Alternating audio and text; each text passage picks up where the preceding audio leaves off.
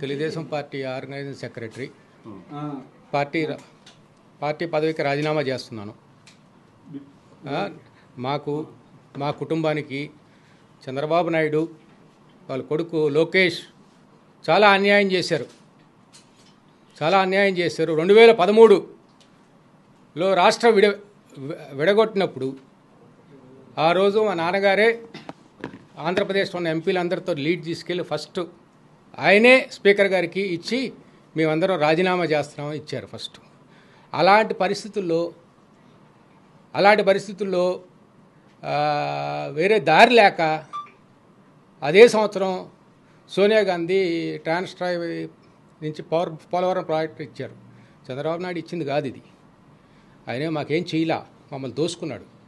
ఇచ్చారు. తప్పనిసరి పరిస్థితే చేరిన దగ్గర నుంచి ఎంత హింస పెట్టాడంటే ఎలక్షన్కి అయింది 150 కోట్లు తీసుకున్నారు. ఎవరెవరు ఎంత తీసుకున్నారో మాకు తెలుసు, లెక్కలు ఉన్నాయి. లోకేష్ ఆ ప్రాజెక్టులో సర్వనాశనం చేశారు. మేము ఏదో బాగుపడతామని సహాయం చేయాలి కానీ మమ్మల్ని నాశనం చేయటమా? చంద్రబాబు నాయుడు, లోకేష్ దొంగలు. ఒకళ్ళు తెలియకుండా ఒకళ్ళు సబ్ కాంట్రాక్ట్ వాళ్ళు సోమవారం పోలవరం అన్నాడుగా, అన్నీ పచ్చి అబద్ధాలు. వాళ్ళు వస్తే బేవర్సు. అదొక పార్టీ కాదు. ప్రజల కోసం, ప్రజల అవసరాని కోసం కాదు, వాళ్ళ కోసం. అది వాళ్ళ బాగోగులు, వాళ్ళ కుటుంబ సభ్యులు. అదొక వ్యాపార సంస్థ. నేను చాలా దగ్గరగా 2014 నుంచి 2019 దాకా నేను 1,00,000 ఉద్యోగాలు తెచ్చా అంటాడుగా లోకేష్. 1,00,000 ఉద్యోగాలు తెచ్చా, ఇన్ని 1,00,000 ఉద్యోగం తెచ్చారు, కియా కట్టాను. మరి ఆంధ్రపూర్లో ఎందుకు గెలవలేదు? నువ్వు ఆంధ్రపూర్లో ఎందుకు గెలవాలా? ఎన్ని సీట్లు వచ్చింది రాయలసీమలో? శ్రీ సిటీ మేమే చేసా అన్నావు. ఎందుకు గెలవలేకపోయారు? అక్కడ ఒక 3 సీట్లే పరిమితం అయ్యారు. దొంగలు. నువ్వు ఎందుకు వచ్చావు మంగళగిరి? నువ్వు రాయలసీమగా వెళ్ళి అక్కడ పోటీ చేయి. నీ ఇల్లేది అక్కడికా? నువ్వు రాయలసీమ దమ్ము ధైర్యం రాయలసీమ. అక్కడ లేరా మనుషులు? అక్కడ మీ కులస్తులు లేరా? ఎట్లా గెలుస్తావు చూస్తా మంగళగిరిలో. మంగళగిరిలో నేను కాండ్రు కమలా ఉన్నప్పుడు నేను ఎలక్షన్ చేశా. నేను ప్రత్యక్ష ఎలక్షన్ చేశా. అది బీసీ నియోజకవర్గం. నేను గెలిపించుకున్నా ఆయన్ని. మీరు అడగండి కావాలంటే కాండ్రు కమలాని, హనుమంతరావుని. నేను ఎంత కష్టపడ్డాను, నేను గెలిపించుకున్నా. ఎంతమంది ఉన్నారు? సామాజిక వర్గం ఎవరికి కోసినా ఒకటే రక్తమయ్యా. నా దగ్గర పసుపు రాదు. ఈ కోస్టల్ జిల్లాలో, గుంటూరు, కృష్ణా జిల్లాల్లో కొల్లవాళ్ళు లేపుతున్నారు. వాళ్ళు డబ్బులు తీసుకోవటం, టికెట్లు అమ్ముకోవటం. 2019 ఓడిపోయాం, అందరూ ఓడిపోయారు. ప్రభుత్వం చేసింది అది ఎంత హేమీలు పెట్టా. 2019లో గెలవేసే పరిస్థితి లేదు. ఎందుకు? ఒక ఆలోచించారా? నీ ప్రభుత్వం సరిగ్గా పనిచేయలేదు, నువ్వు స్వార్థ రూపంగా పనిచేసావు. నేను నీ అపాయింట్మెంట్ కోసం 25-30 మంది బయట ఎమ్మెల్యేలు వెయిటింగా. మా నాన్నగారు 1 గంట సేపు వెయిట్ చేశారు. ఒక చిన్న ప్రపోజలు, అది అవలా.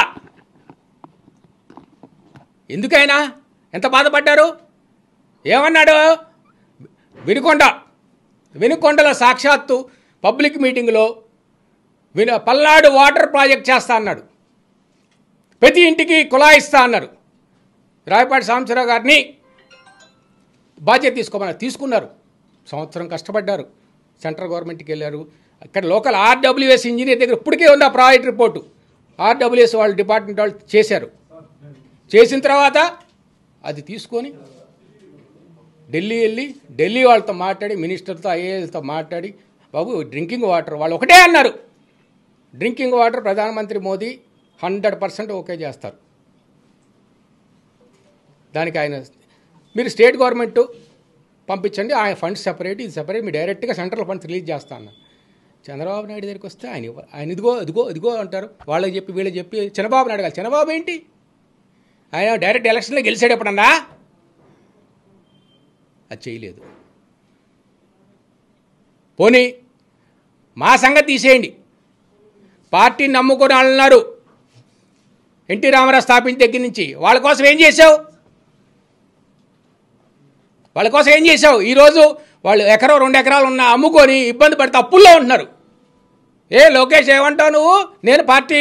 నేను కార్యకర్తల సంక్షేమ ఏం చేసావయ్యా? ఇన్సూరెన్స్ ఇస్తానా చనిపోయిన వాళ్ళకి, అందరి దగ్గర మెంబర్షిప్ తీసుకున్నావు. ఏది లెక్కలు తీ బయటికి? ఎంతమందికి ఇచ్చావు చూపించు. ఎందుకు వసూలు చేసే డబ్బులు? 50 లక్షల మంది, 60 లక్షల మంది. తర్వాత అసలు కార్డులే ఇవ్వలేదు వాళ్ళు. దీన్ని ఏమంటారు? పచ్చి మోసం. తెలుగుదేశం పార్టీ ఒక పచ్చి మోసం.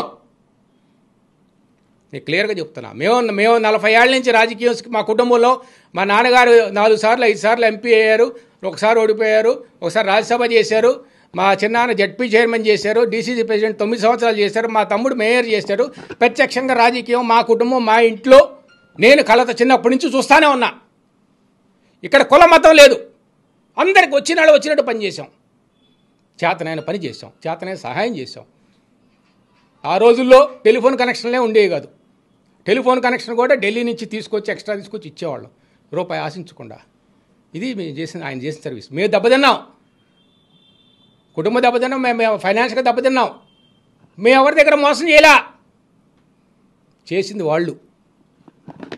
ఏమయ్యా నీకు నేను ఒకటే మాట చెప్తున్నాను, లోకేష్ని అడుగుతున్నా, నీరు చెట్టు గుంటలు తీయటం అని ఎంత దోసుకున్నారు? గుంటలు తీయటం అంటే మిగతా జనం అంతా ఆయన చేసే పని గమనించలేదా? ఈ జనమూలు కమిటీలు ఏంటి అంటే మిగతా వాళ్ళు మనుషులు కాదా? ఎంత దోసుకున్నారు?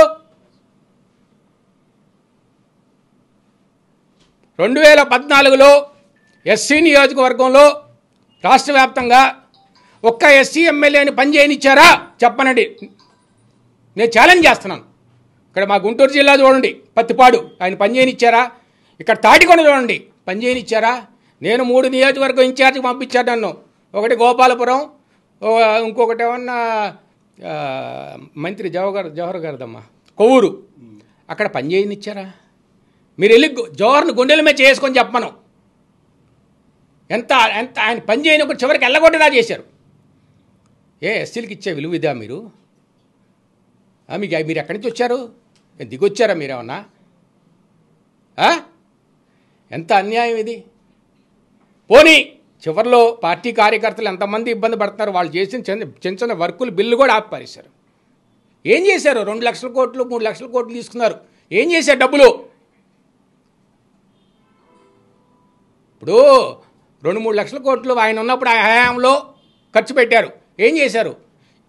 మీరు ఒకటే గుర్తుపెట్టుకోండి. నేను ఇంత ఇంట్రడక్షన్ ఇవ్వక్కర్లేదు. మీరు 2000 కోవిడ్ టైంలో సంవత్సరంన్నర మనం అందరం ఇబ్బంది పడ్డాం. చిన్న చిన్న పని చేసుకునే వాళ్ళు, కార్పెంటర్లు కానీ ఎలక్ట్రీషియన్ కానీ వాళ్ళందరూ చాలా ఇబ్బంది పడ్డారు. ఉన్నాళ్ళు ఏదో ఉన్నారు, వాళ్ళు రోజు గడవటమే వాళ్ళ కష్టంగా ఉంది. అలాంటప్పుడు జగన్మోహన్ రెడ్డి గారు సంక్షేమ పథకం కింద 1 సంవత్సరం బడ్జెట్ మొత్తం కేటాయించారు. మీరు రిజర్వ్ బ్యాంక్ ఆఫ్ ఇండియా వెబ్సైట్లోకి వెళ్ళి చూడండి. ఆ 2 సంవత్సరాలు ఆంధ్రప్రదేశ్ జీడిపి హైయెస్ట్. చేతిలో డబ్బులు ఉన్నాయి, బియ్యం, పప్పు, ఉప్పు, పిల్లలకి ఏమైనా కావాలన్నా కొనుక్కున్నారు. వేరే రాష్ట్రంలో చాలా ఇబ్బంది పడ్డారు. ఈ ఒక్క రాష్ట్రమే జీడిపి ఫుల్ బాగుంది. నేనేం చెప్పాను కదా, ఆర్బీఐ వెబ్సైట్లో చూడండి. సంక్షేమం అంటారు. ఇప్పుడు ఎక్కడి నుంచి వస్తాయి డబ్బులు మీకు? ఇంకా సంక్షేమం ఇస్తా అన్నారు, ఎక్కడి నుంచి వస్తాయి డబ్బులు మీకు?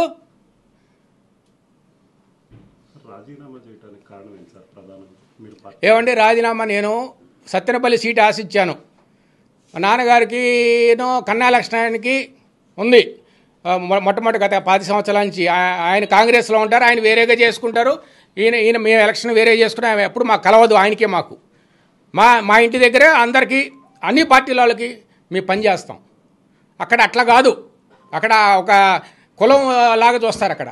ఇక్కడ అందరు చేసిన తర్వాత కనీసం ఈయన 83 సంవత్సరాలు నాన్నగారిది. కనీసం ఒక మాట అన్నా చెప్పాలా, కన్నా లక్ష్మణానికి ఇస్తున్నా అని. నేను అడిగిన దానికి వదిలేసా నేను.